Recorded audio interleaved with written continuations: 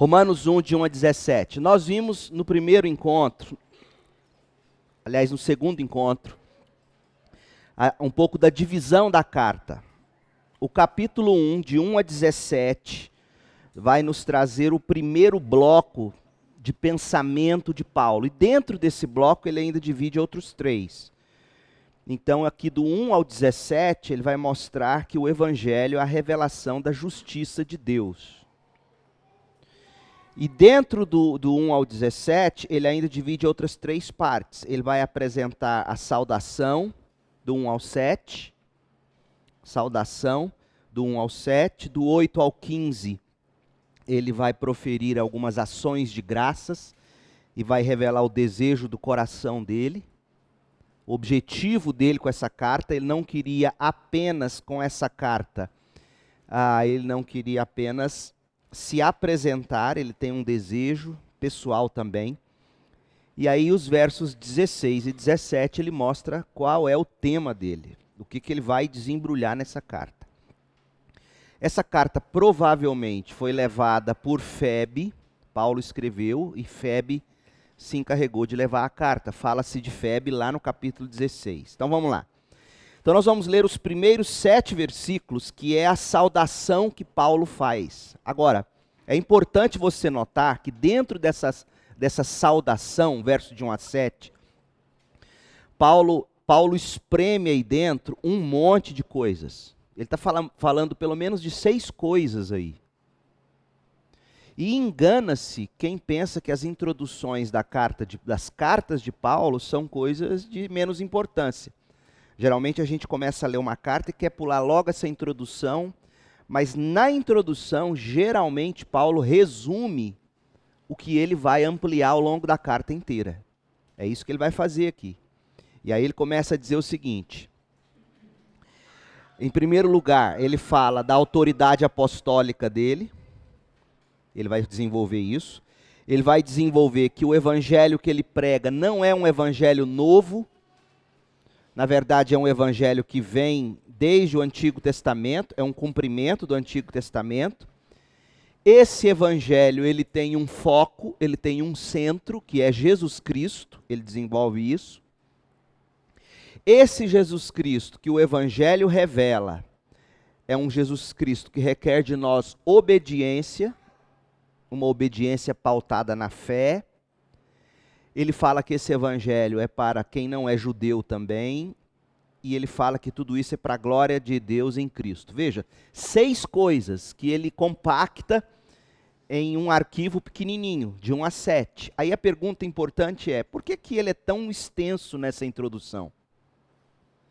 Porque ele está escrevendo para uma igreja que não o conhecia, ele está se apresentando. Então, se você comparar a apresentação que ele faz de si mesmo e o propósito dele com as outras cartas dele, você vai ver que aqui ele é muito mais extenso, e exatamente por isso, ele está se apresentando à igreja, ele quer que a igreja conheça, confie nele, o sustente, para que ele pudesse então, com eles e por causa do sustento deles, chegar até a Espanha, confins da terra dos dias dele. Na cabeça dele ele quer cumprir a grande comissão, Jerusalém, Judéia, Samaria, até os confins da terra.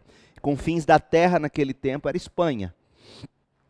Então, se você pegar um mapa daquele momento da história e olhar onde Paulo estava, digamos, ele sairia de Roma, o mundo conhecido, o extremo do mundo conhecido não era, digamos, a Austrália, como a gente tem hoje, ou lá na Rússia, nos recantos da Rússia, Alasca, não. Na cabeça dele era ali, Espanha. Então ele quer chegar lá. Então vamos lá. Nós vamos clicar nesse arquivo, que é o verso de 1 a 7, e nós vamos abrir as coisas que estão aí dentro. Outro fato importante, na conclusão da carta, o capítulo 16, do 25 ao 27, lá na conclusão da carta, esses 6 temas que ele trata aqui, ele repete na conclusão. Então vamos lendo, de 1 a 7, que é o primeiro bloco de anotações de Paulo. Então você está lendo a Bíblia, você vai começar a ler a Bíblia, você se situa, você localiza esse primeiro parágrafo e fala, tá, o que Paulo está falando aqui? Primeiro, ele começa assim, eu, Paulo, servo de Jesus Cristo, chamado para ser apóstolo e enviado para anunciar as boas novas de Deus. Escreva esta carta. Deus prometeu as boas novas, ou o Evangelho, muito tempo atrás, nas Escrituras Sagradas, por meio de seus profetas. As Escrituras Sagradas, porque ele usa o plural agora, as Escrituras Sagradas, se referem a seu Filho. Qual é o foco da Bíblia? Jesus. Paulo está dizendo isso para nós. O foco das Escrituras é Jesus Cristo. Elas se referem a seu Filho, que como homem, nasceu da linhagem do rei Davi, e quando o poder do Espírito Santo o ressuscitou dos mortos, foi demonstrado que ele era o Filho de Deus. Ele é Jesus Cristo, nosso Senhor. Por meio dele, recebemos a graça e a autoridade como apóstolos de chamar os gentios em toda parte e crer em Cristo e lhe obedecer e honrar, ou em honra de seu nome, crer nele e lhe obedecer em honra de seu nome. E vocês estão entre os gentios, chamados para pertencer a Jesus Cristo. Escrevo a todos vocês que estão em Roma, amados por Deus e chamados para ser seu povo santo, que Deus nosso Pai e o Senhor Jesus Cristo lhes deem graça e paz. Então vamos lá, vamos tentar desembrulhar o que Paulo está falando aqui. Em primeiro lugar, ele se chama de... No grego, se você começasse a ler aqui, você não tem o pronome pessoal, eu. O grego começa, Paulos, Paulo.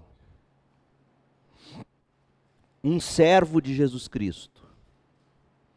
Essa expressão servo, ela significa escravo, mas quando Paulo fala de servo de Cristo, ele não está apenas dizendo que ele se vê numa posição humilde, porque é isso que reflete a expressão servo de Jesus. Quando você é servo de alguém, você está se apresentando como alguém humilde, que serve a alguém, né? Você não tem autoridade à parte daquele a quem você serve. Mas Paulo também está, quando ele usa essa expressão servo, ele está se equiparando aos grandes mestres do Antigo Testamento. Porque Deus, por exemplo, quando fala de Moisés, chama Moisés, meu servo Moisés. Deus, ele chama, segundo Reis 17, 23, até que por fim o Senhor os expulsou de sua presença, como todos os seus profetas haviam advertido, seus servos profetas, outras traduções vão dizer. Então, o Salmo 89, 3, tu disseste, fiz uma aliança com Davi, meu servo escolhido. Então veja, Moisés foi chamado de servo, os profetas foram chamados de servo, Davi foi chamado de servo.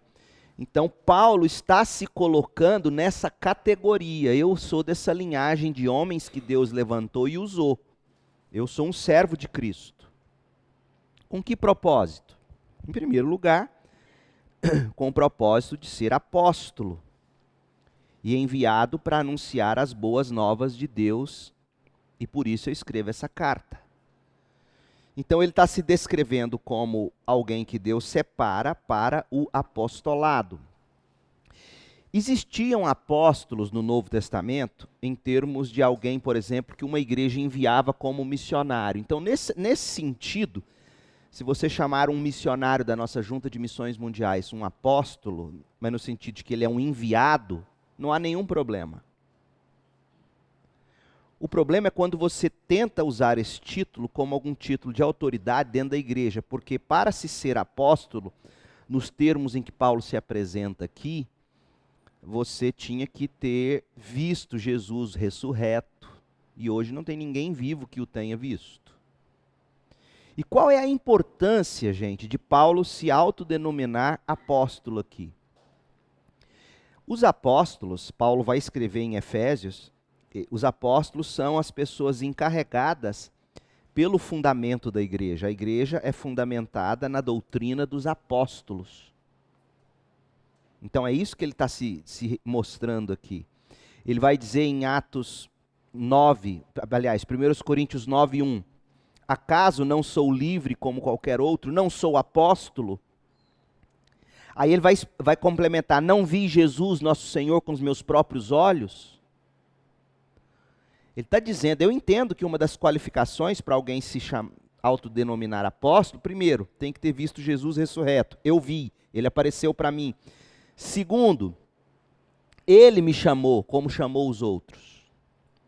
Então Paulo ele está fazendo esse fundamento aqui, porque ele está escrevendo, de novo, para uma igreja que não conhecia ele. Quem é esse cara que chega aqui querendo oferta para ele ir para a Espanha? Aí ele fala, eu sou um apóstolo, enviado por Deus, eu sou da parte dos apóstolos responsável pelo fundamento da igreja, e o meu objetivo é pregar o evangelho de Deus, e por isso eu estou escrevendo essa carta.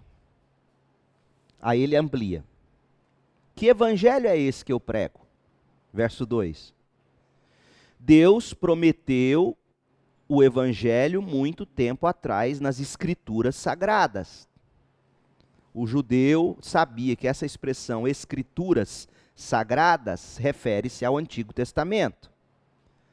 Então Paulo está dizendo, o evangelho que eu prego não é um evangelho novo, como alguns falsos apóstolos estavam já pregando naquela época, e já existia falsos apóstolos, já existia falsos profetas naquele contexto. Então, quando você encontra um desses hoje entre nós, você tem que se lembrar que isso não é um fenômeno novo, existiu desde o início, e por isso Paulo, desde o início, se preocupa em dizer, eu sou enviado por Deus, eu não sou enviado por homens, e a prova é de que o evangelho que eu prego não é invenção de homens, é um evangelho que está prometido lá no Antigo Testamento pelos profetas.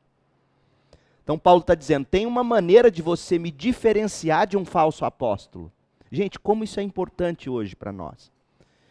Porque as pessoas hoje se autodenominam enviadas por Deus e não te dão a menor credencial ou chance de você examinar se o que ela está dizendo é certo.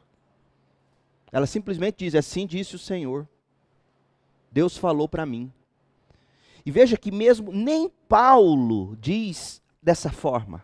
Ele diz que Deus chamou ele para anunciar o evangelho, e o evangelho que ele anuncia é o evangelho que vem da promessa lá dos profetas no Antigo Testamento.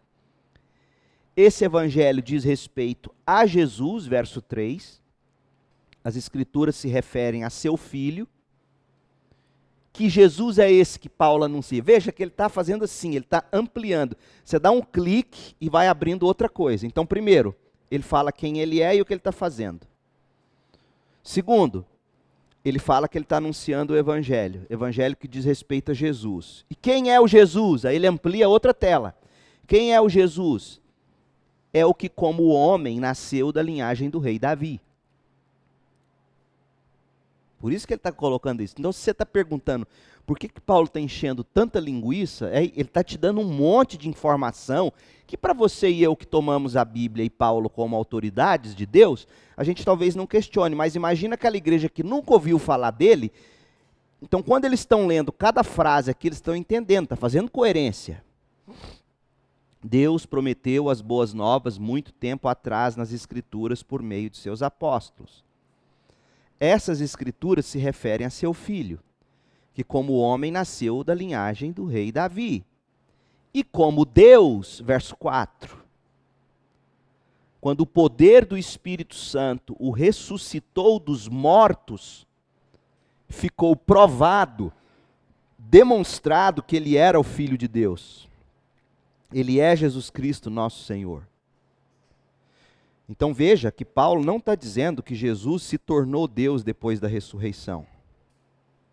Ele está dizendo que a ressurreição de Jesus demonstrou, provou que ele é o Filho eterno de Deus. Aí Paulo volta a dizer no verso 5, que por meio de Jesus, desse Jesus, que o Antigo Testamento prometeu, os profetas prometeram, nasceu da linhagem de Davi. Por isso que o judeu, aí outra pergunta que talvez você tenha, por que tanta genealogia no Antigo Testamento? Porque no Antigo Testamento era importante conectar a linhagem pura, porque eles esperavam o Messias que viria da linhagem de Abraão, Davi, de Judá. Essa é a preocupação. Por isso, gente, ouça bem o que eu vou dizer agora. Isso é tão importante para mulheres que tentam ter filhos e não conseguem. E aí se frustram.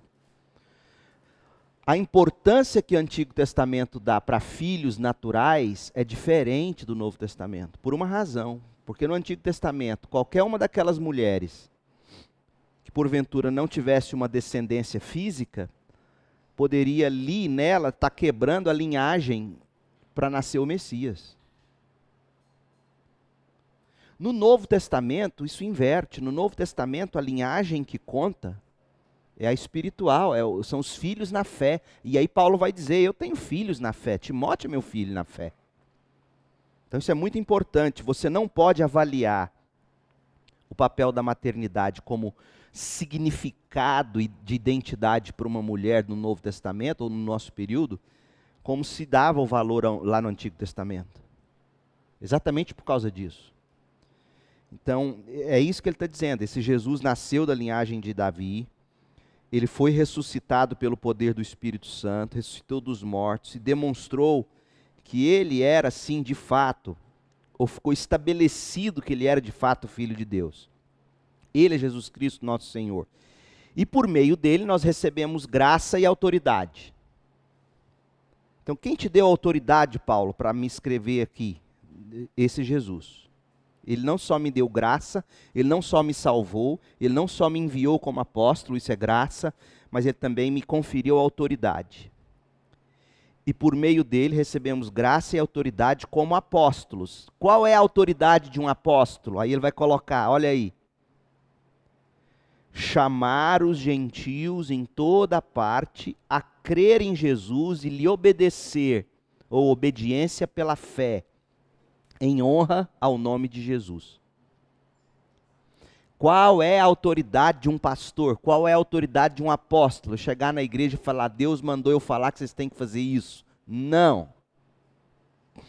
A autoridade de um apóstolo é apresentar o evangelho, ou naquele contexto, estabelecer o evangelho que chama também gentil e não só judeu, chama gentil para a salvação. É muito importante isso. Qualquer autoridade que Deus confere a nós, tem que passar por esse crivo. Verso 6, e vocês estão entre os gentios chamados para pertencer a Jesus Cristo. Então eu escrevo a todos vocês que estão em Roma, que são amados por Deus e chamados para ser seu povo santo. Amados por Deus e chamados para ser seu povo santo. Então veja que quando Deus chama alguém, ele já falou isso duas vezes, de maneira diferente. Ele falou que quando nós somos chamados para a obediência pela fé, versículo 5. E aqui ele fala que a gente foi chamado para ser seu povo santo. O que ele está dizendo com isso? Crente tem que ser diferenciado. Crente obedece a palavra, crente vive de forma santa. Crente se distingue dos demais. É isso que ele está dizendo. E aí ele dá a bênção apostólica, que Deus, nosso Pai, e o Senhor Jesus Cristo lhes deem graça e paz.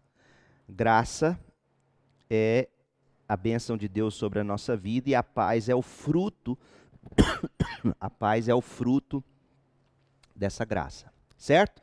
Então essa é a introdução que ele vai desembrulhar. Alguma dúvida aqui? Alguma expressão que talvez você tenha lido e achado, poxa, não é redundante, ou algo que salta aos seus olhos na leitura desse cabeçalho?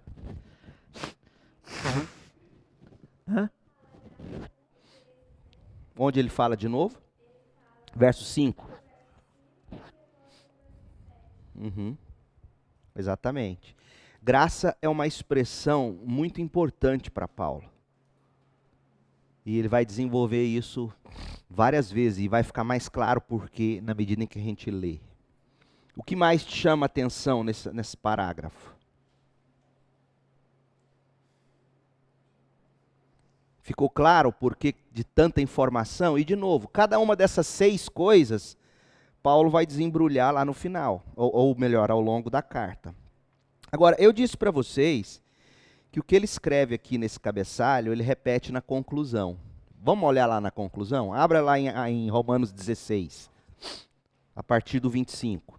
Veja que tudo que ele falou no cabeçalho, e ele desenvolveu na carta, ele amarra concluindo. Ele era um excelente pregador. Ele esboça, olha, meu sermão vai ser da seguinte maneira, te dá os 6 pontos. Desenvolve o sermão e amarra tudo na conclusão. Entendeu o pastor Leandro, como é que ele tenta fazer? Olha como é que é a conclusão dele aqui, Romanos 16, 25 a 27. E veja o eco disso lá com a introdução. Toda glória seja a Deus, que pode fortalecê-los como afirmam o Evangelho ou as boas novas. Essa mensagem a respeito de Jesus Cristo revelou seu plano, mantido em segredo desde o princípio dos tempos. Lembra que ele falou do Evangelho? Que os profetas falaram, o Antigo Testamento, as Escrituras Sagradas. Aí ele repete, só que de uma outra maneira. Está vendo ele falando isso aí?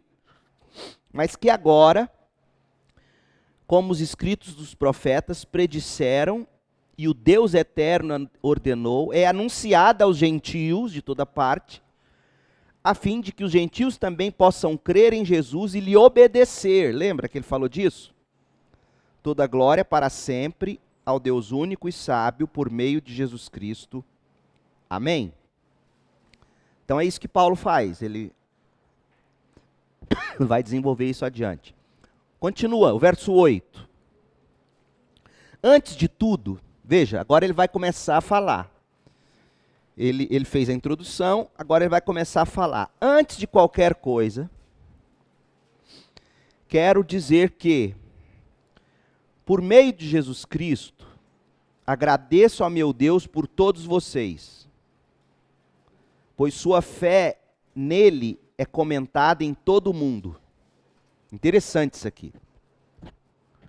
Paulo está dizendo que ele era alguém que agradecia a Deus pelo que ele ouvia sobre aqueles crentes, onde quer que ele chegava. Eles tinham uma boa reputação, que infelizmente não se sustentou, porque Paulo já disse, repito, Paulo ficou sozinho na prisão em Roma, ninguém ajudou ele de Roma. Ninguém de Roma ajudou Paulo em Roma. Então essa reputação, da qual ele se orgulhava antes de conhecê-lo, e aqui os elogia e diz que agradece a Deus, né? Ela não se cumpriu na vida de Paulo, enfim. Então é importante aqui, Paulo é uma pessoa, ele é humano, é uma carta que ele está pedindo para o pessoal conhecer ele, considerar mandar dinheiro, ou dar dinheiro para ele ser missionário, mas ao mesmo tempo ele não está só preocupado com o sustento e o envio dele por parte da igreja, ele é uma pessoa humana. Aí ele diz, o Deus a quem sirvo em meu espírito, anunciando as boas novas a respeito de seu filho. Agora, é muito curiosa essa expressão do verso 9, gente. Deixa eu achar ela aqui para vocês. Verso 9. Eu estou com a Bíblia grega aberta aqui do lado, e eu só quero confirmar uma coisa aqui.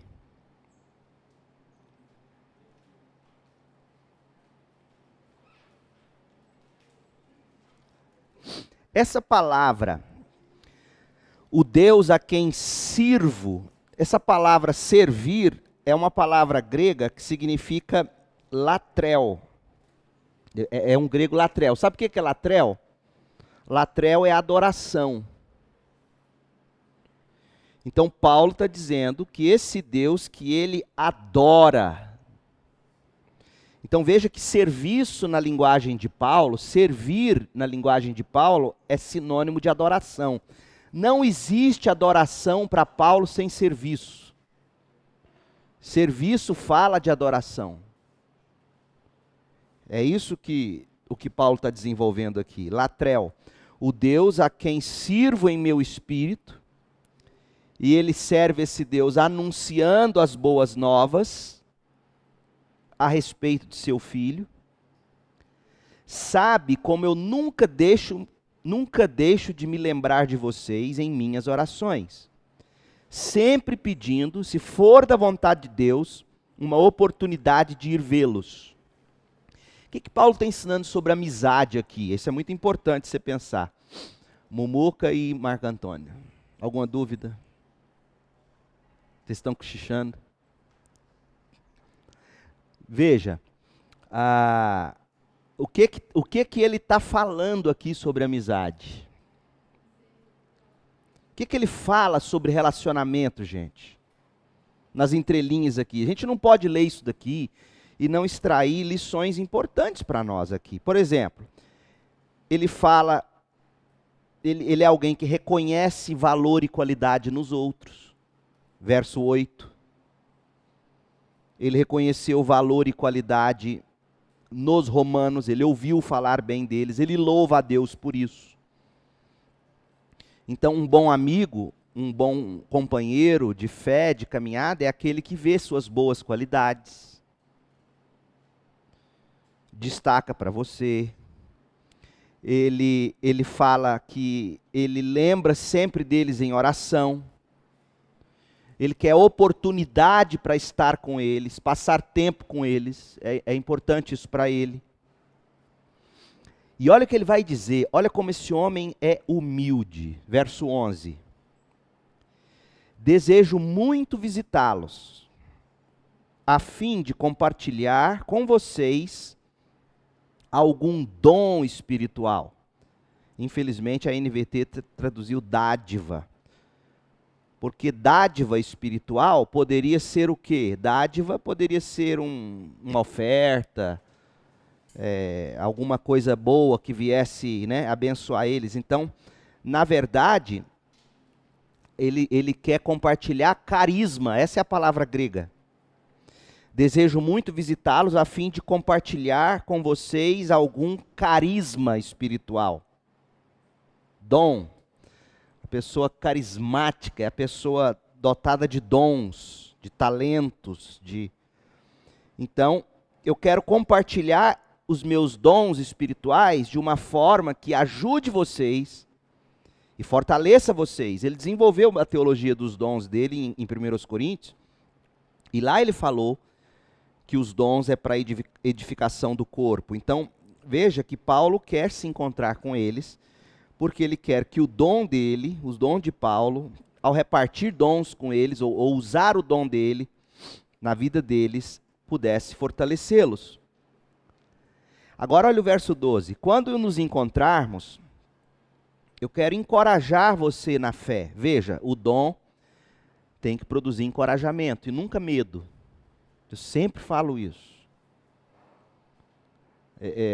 O Carlinho Negão, meu amigo do coração, eu vivo brigando com ele, porque ele exerce o dom dele, que ele diz ter de profecia ou de visão aberta, seja lá o que for isso, mas ele sempre faz numa forma que dá medo, espanta. Medo, cuidado, Deus me revelou, Breno, que tem alguém querendo te matar. Cuidado. É mais ou menos sempre assim. Tem alguém querendo te matar. Tem um espírito de inveja muito forte do seu lado. Então, assim, cuidado, hein? Vigia, ora. Como é que você sai dessa conversa, Mariana? Fazendo cocô na calça. Peraí. Que é isso?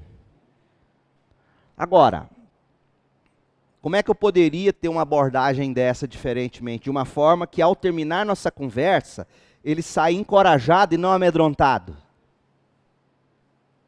Se Deus pôs isso no meu coração e eu devo orar pelo Breno, em primeiro lugar, eu vou começar a orar pelo Breno. E vou tentar encontrar ou ligar para ele. E aí, Breno, beleza? Tudo em paz? Bom. Vamos sentar qualquer hora, se der, hoje, dá para a gente encontrar? Quero orar com você. Sei lá, e aí você conversa agora, Breno, cara, eu tive um sonho com você. Você estava caindo do precipício, caiu, passou um trator em cima. Veio, sabe? Então, assim, eu estou achando que Deus está querendo falar que você está perto de morrer. Então, quer dizer, não é assim que a gente encoraja. O dom não é para isso. Sinceramente, alguém que usa o dom dele nesse sentido comigo, eu não encontro nenhum respaldo na Bíblia para esse tipo de uso de dom. Pensa num número, Breno. Tem profeta assim. Pensa num número. Não, você não tinha que falar, eu vou adivinhar. Você percebe? No que edifica isso? Eu falo, não, você pensou 7, não foi? Oh, você tem dom mesmo. Quer dizer, veja o que Paulo fala de dom. Dom é para confirmar você na fé. Dom é para encorajar você na fé. Mas não somente isso. Olha que coisa linda. Olha que coisa linda. E geralmente quem tem dons, especialmente dons mais carismáticos assim, não fala o que Paulo fala depois da vírgula. E eu também quero ser encorajado pela sua fé e não pelo seu dom. É interessantíssimo. Hã? Anotar o quê? Então. Paulo está dizendo, eu quero encorajar vocês na fé através dos meus dons, repartindo dons com você, ou repartindo o meu dom. Veja que o dom visa a fortificação da fé. Mas eu quero também ser encorajado por vocês. Não importa se vai ser através de um testemunho de vida, se vai ser através de um uso do dom seu de interpretação da Bíblia, de aplicação da Bíblia para mim. Não importa. O que importa é que você precisa de mim para eu abençoar você, e mais, Paulo está dizendo, eu preciso de vocês, para vocês fortalecerem minha fé. Eu quero que você me mostre um desses profetas aí hoje que diria isso. Eles, pelo contrário, eles dizem assim, olha, eu sou coluna para você.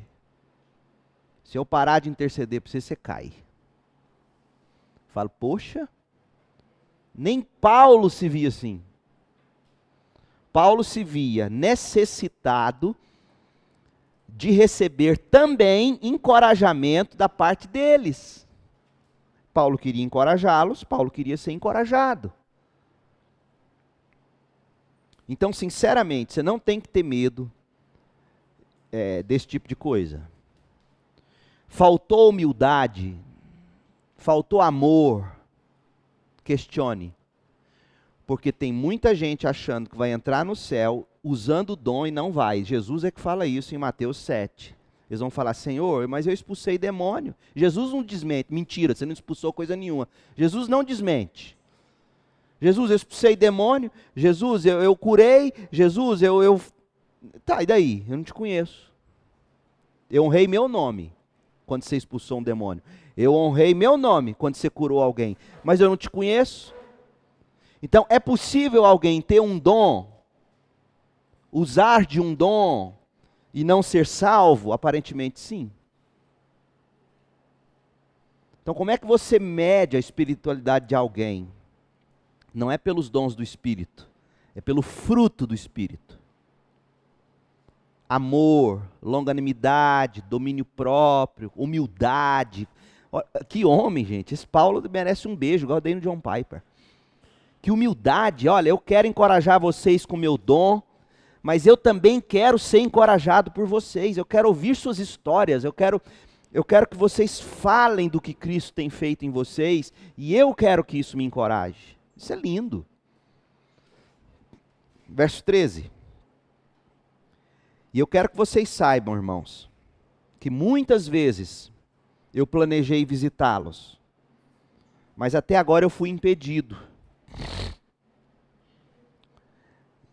Ele fez planos, ele tentou, mas ele foi impedido.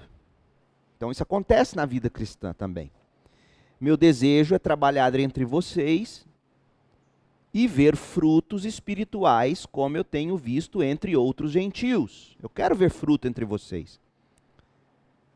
E a gente sabe, a gente já leu essa carta, mas a gente vai chegar lá, a gente sabe que o fruto que ele quer ver, no caso aqui, é a generosidade desses homens pregando o evangelho através da vida de Paulo, ou seja, sustentando a obra dele, sustentando a vida dele, para ele poder ir pregar. Tanto é assim, que olha como é que ele fala no verso 14 agora. Verso 13, final do 13. Meu desejo é trabalhar entre vocês e ver frutos espirituais, como tenho visto entre outros gentios. Pois eu sinto grande obrigação. Vai, Paulo, você quer ver frutos deles e você sente grande obrigação com os gregos e com os bárbaros? Qual é a conexão entre eu quero ver os frutos de vocês com a obrigação, Paulo, que você sente de pregar o evangelho para bárbaros e gregos? Qual a conexão? A conexão é que vocês têm que orar por mim e têm que sustentar minha obra. Essa é a conexão. Veja que Paulo atrela aqui, gente, de uma forma tremenda, a maturidade ou o fruto espiritual na vida de alguém na forma como essa pessoa contribui. Crente dizima. Crente oferta. Crente que não faz isso não demonstra fruto espiritual. Jovem, você que está começando a organizar sua vida financeira, começando a ganhar seu dinheiro, para tudo, começa a dizimar. Quem não é fiel no pouco não vai ser fiel no muito. E Paulo está mostrando que fruto espiritual envolve também a sua generosidade em contribuir para que gregos e bárbaros ouçam o evangelho. Isso é muito sério. Não sou eu que estou dizendo isso não, Paulo está falando aqui. Diga, mocinha.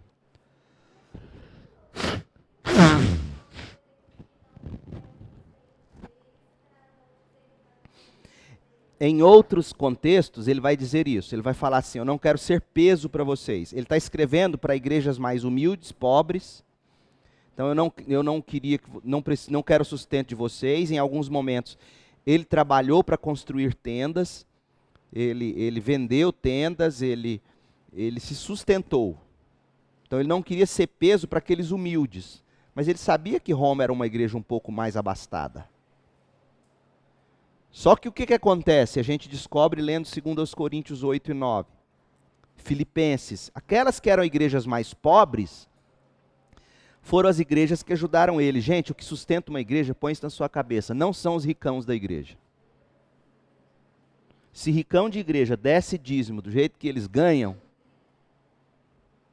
quem sustenta a igreja, isso não é só na CIB não, isso é geral. São os assalariados. É impressionante.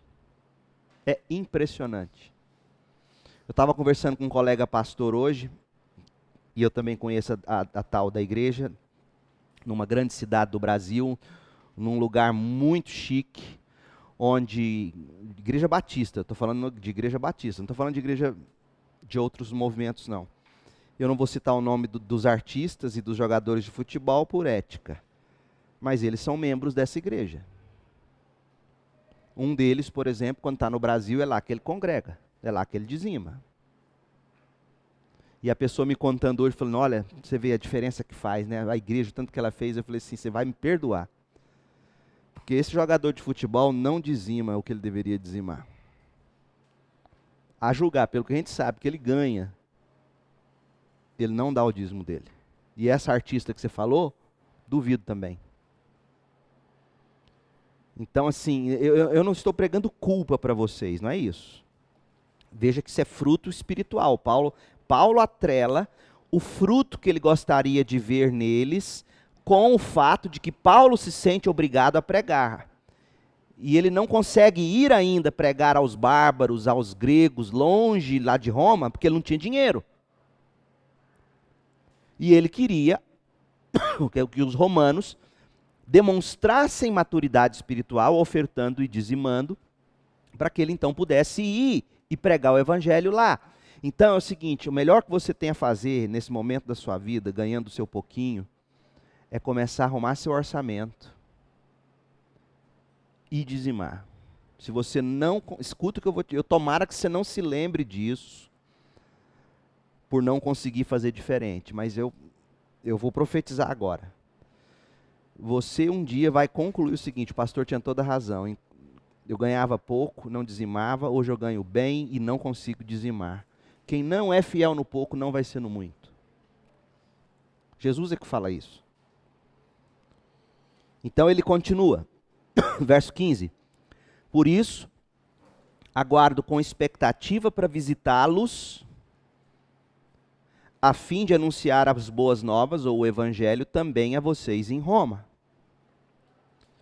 E aí ele vai dizer algo tremendo, que é o miolo da carta, versos 16 e 17. É o tema do evangelho, da carta.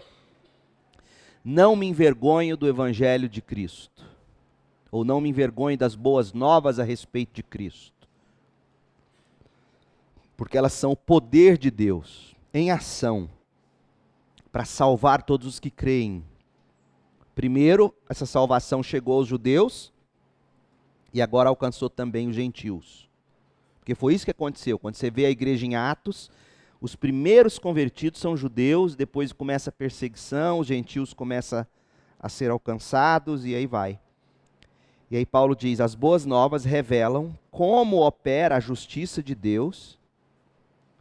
E aí e ele vai desenvolver essa ideia, eu não vou me deter aqui hoje, porque nós vamos chegar lá e com o tempo vamos ver isso. Ele vai desenvolver essa ideia do evangelho revelar a justiça de Deus lá no capítulo 3.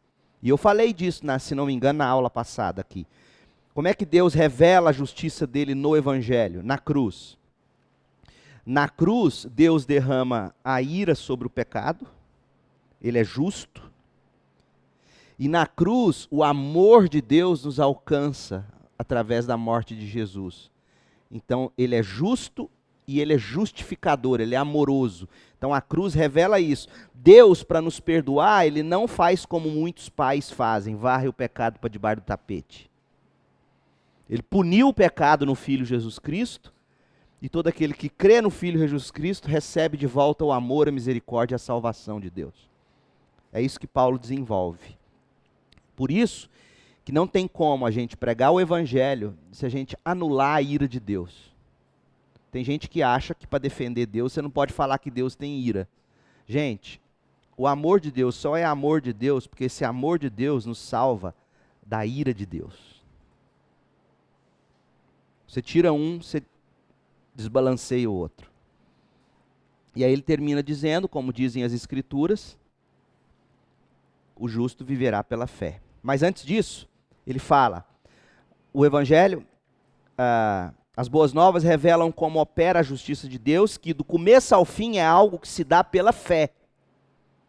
O que ele está dizendo? Ele também vai desenvolver isso lá adiante, capítulo 6 e outros. Ele vai desenvolver, é o quê? A conversão, ela acontece no momento que a gente crê, coloca a nossa fé em Jesus.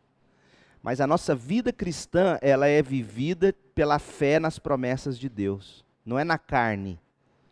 Porque muitas vezes a gente acredita que o evangelho salva pela fé, mas a gente se esforça sem a graça. Não é, isso não é salvação. Paulo vai combater isso em Gálatas. Então, eu criei na promessa de Deus de me salvar pelo que Jesus fez, e agora eu vou crendo nas promessas que Deus me dá para eu não ceder ao pecado. Então eu vou crendo. O que significa andar no Espírito? Eu desenvolvi isso numa das últimas mensagens em João. Andar no Espírito significa andar crendo nas promessas de Deus, porque Paulo desenvolve isso em Gálatas 3:5. Paulo vai dizer lá que a fé, o Espírito eles receberam no momento em que eles creram. Então, na medida em que eu vou crendo no que Deus promete na palavra para mim, o Espírito vai me empoderando. Então, andar no Espírito é andar crendo nas promessas de Deus. Não tem como se dizer que anda no Espírito se você não se fundamenta, não se guia, não se deixa transformar pelas promessas, pelo que Deus revela. Então, é isso que Paulo está dizendo aqui. O justo viverá pela fé. Eu não vou prosseguir na leitura, porque o 18 em diante, capítulo 1, 18 em diante, Paulo vai começar a mostrar a ira de Deus sobre gentios, quem não é judeu, e depois no capítulo 2 em diante, ele vai falar sobre a ira de Deus sobre judeu, e no capítulo 3, ele vai mostrar como é que judeu e gentil é salvo no mesmo Cristo. Tá? E aí aqui a gente desenvolve no próximo encontro. Alguma dúvida?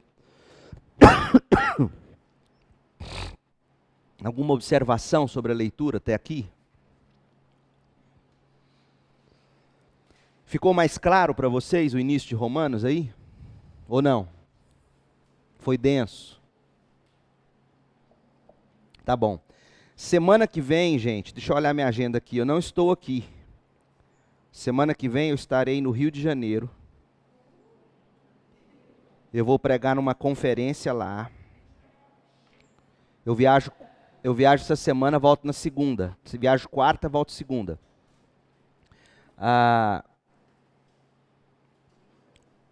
Então, dia 29 eu não estou aqui. Dia 5, eu tenho reunião com os diáconos. Então, as próximas 2 sextas-feiras eu preciso que vocês cuidem dos estudos. Pode ser? A gente vai conversando aí pelos... Nós vamos manter o refugiados normal, mas eu estarei na confraternização dia 5, tá? Mas não aqui no estudo. Mas na semana que vem, sexta, dia 29, eu não estarei, pois eu estarei no Rio. O quê? De Romanos?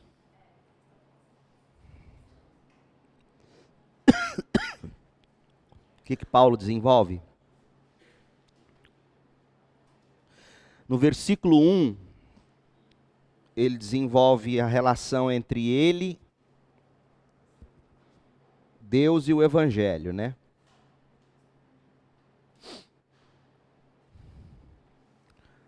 A autoridade apostólica dele para pregar o Evangelho. Depois, no verso 2, ele vai falar do Evangelho que Deus prometeu no Antigo Testamento. Então, esse Evangelho que ele é anunciado, chamado para pregar no verso 1. No verso 1, ele é chamado para pregar o Evangelho. Verso 2, esse Evangelho que ele prega não é invenção de homens. É o Evangelho prometido no Antigo Testamento. Verso 3, esse Evangelho tem como foco não o homem, mas Jesus Cristo. Esse Evangelho tem como foco Jesus Cristo.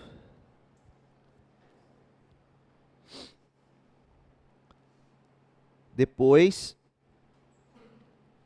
ele diz que esse Evangelho requer de nós obediência pela fé.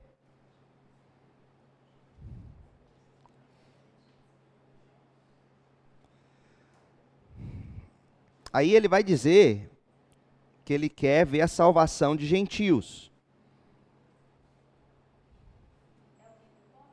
É o quinto.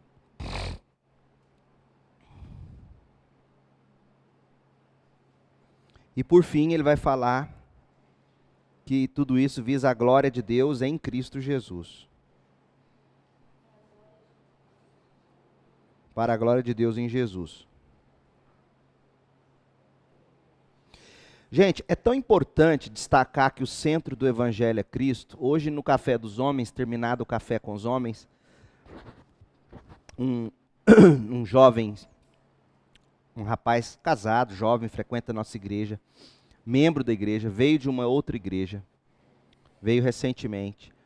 Ele contando que ele visitou a igreja de origem dele no interior. E ele falou, pastor, eu não conseguia entender, não vi evangelho em nenhum momento. Pregação, música, não vi evangelho. Eu falei, o que você ouviu? Eu ouvi falando de promessa de vitória, promessa de conquistar isso, conquistar aquilo, de ganhar aquilo outro. Eu vi cânticos triunfalistas, mas eu não vi falar em momento algum que o homem é pecador, nós nos separamos de Deus, Cristo é a salvação. Eu não vi evangelho. Eu falei, olha, eu estou julgando pelas suas palavras. Eu não estou julgando a igreja, estou julgando mediante suas palavras. Se de fato você não vê evangelho lá, você não pode dizer que isso é igreja. Por mais que tenha o nome. É muito sério, gente. Então, vocês precisam aprender cada vez mais a ter esse discernimento. O Evangelho é o centro, a cruz de Jesus. Resolvi nada saber entre vós, Paulo escreveu.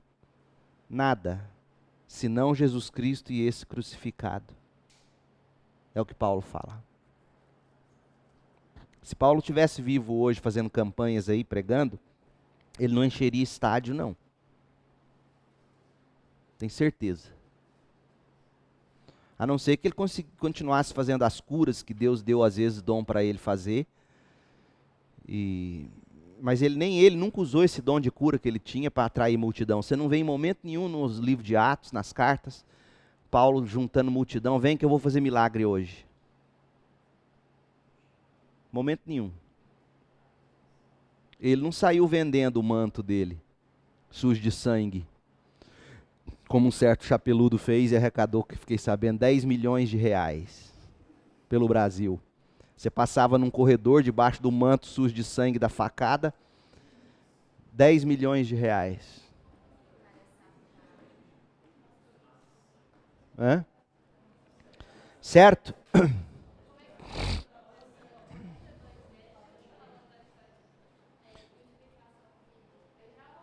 Usa a multiplicação?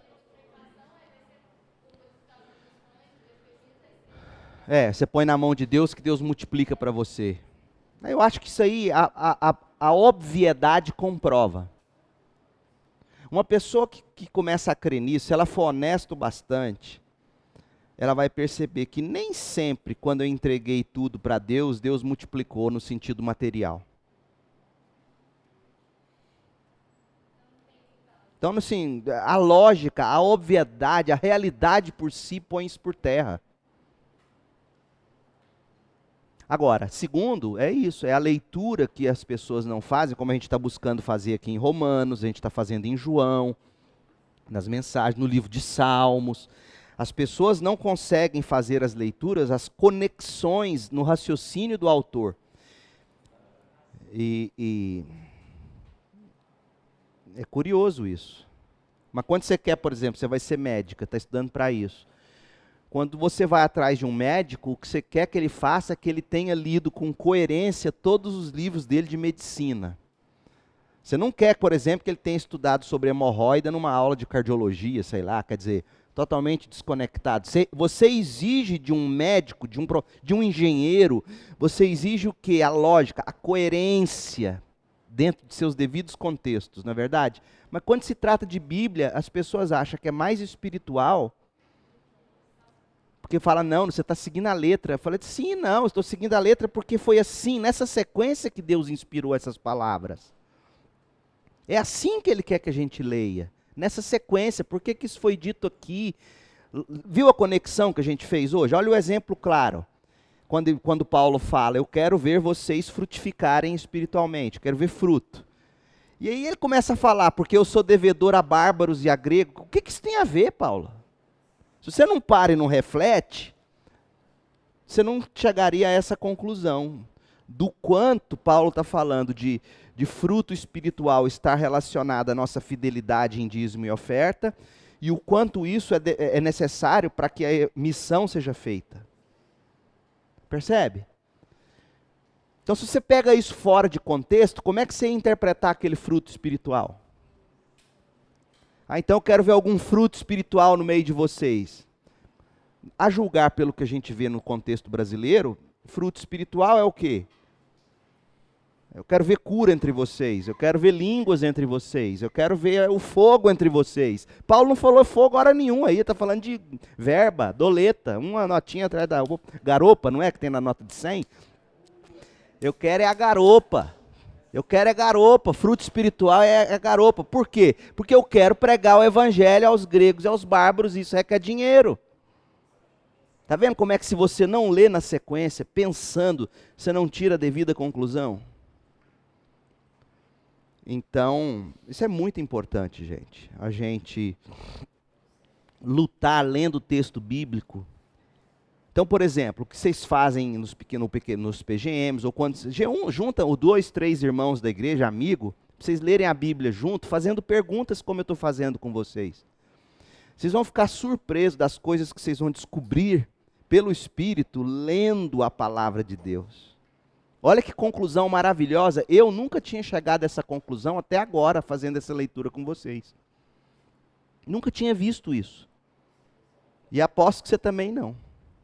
Essa conexão do fruto espiritual com Paulo pregar para os outros. Mas está aí, quer dizer, por que a gente não viu isso antes? Porque a gente não prestou a devida atenção. E aí, na medida em que você percebe isso, uau! Então, eu frutifico espiritualmente, fruto espiritual meu envolve a forma como eu gasto o meu dinheiro.